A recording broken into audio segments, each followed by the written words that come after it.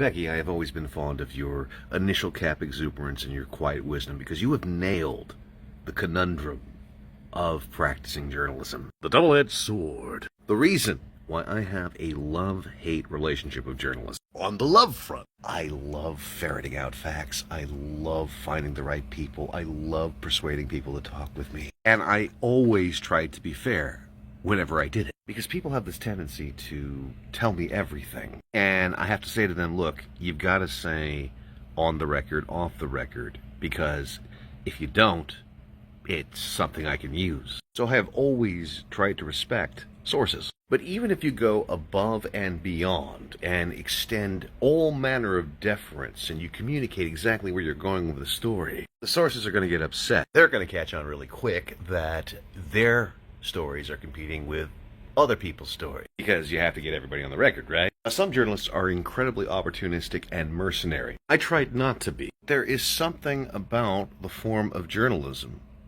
no matter how much empathy you extend, ego eventually plays into it. The only journalist I can think of who doesn't have any kind of ego whatsoever is Catherine Boo. If you haven't read her book, Behind the Beautiful Forever, you really should.